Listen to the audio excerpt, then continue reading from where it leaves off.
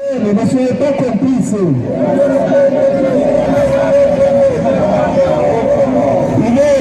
Ne soyez pas complices. Ne soyez pas complices. Iki gikorwa rero twashoboye twese kumva nk'uko baducumbikiye bamaze iminsi bavuga bati turi Charlie Hebdo, natwe twashoboye kuvuga tuti twese noneho kuri nifuwa turi impunzi zo muri Kongo, icyaba impunzi zo muri Kongo natwe kiratureba. Icyo rero ni igikorwa gikomeye nkeka ko twabikwiye kwishimira.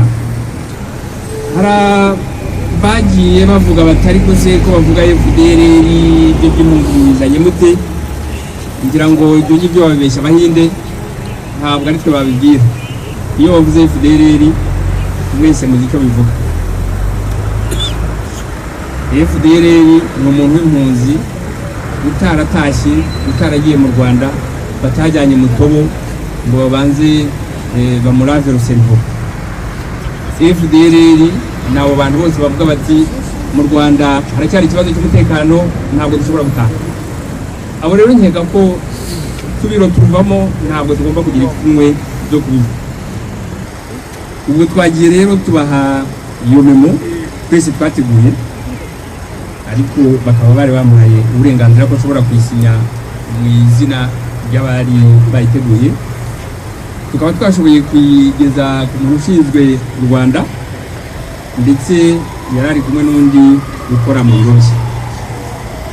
Bavuganye igihe kirekire tumaze akanya, bashoboye kumva argument zacu.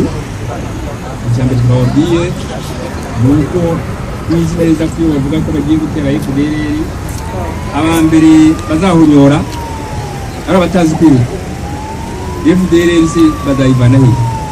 Niba nagerayo ko babimenyeye bashobora no kwiruka bakajya mu mashyamba, abo bakecuru, abo bana, abo bandi barwaye bazasanga aho ngaho mu nkambi bakabitiranya na FDLR, ni iki kitubwira ko atari bo bazaheraho bahonyora?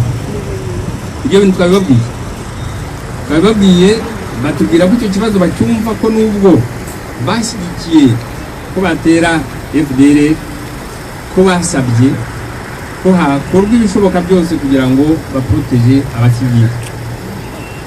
Icyo bakizi ko n'ubu ngubu ngo hakiri amanama agomba gukorwa.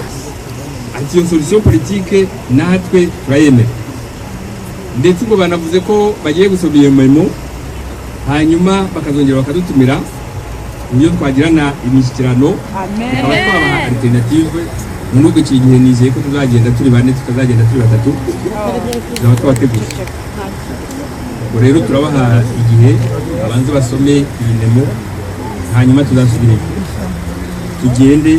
Ubwo twababwiye ko ntabwo turi abantu gusa bashyushya imitwe, dufite na alternative, dufite na za proposition z'ukuntu kiriya kibazo cyarangira batagombye kongera kumena amaraso.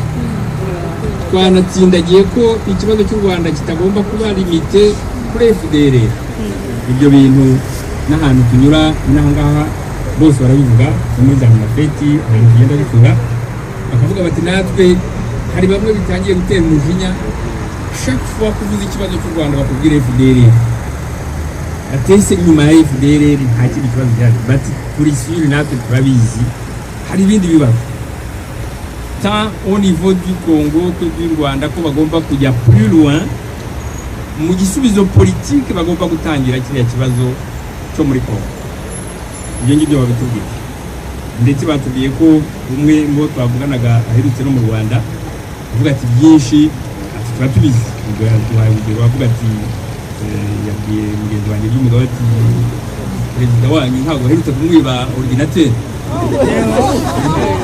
Ubwo ni ukugira ngo tubereke ko tuba tubikurikira, ntabwo ari uko mwaje hano, turabikurikira, turabizi neza ko hari ikibazo.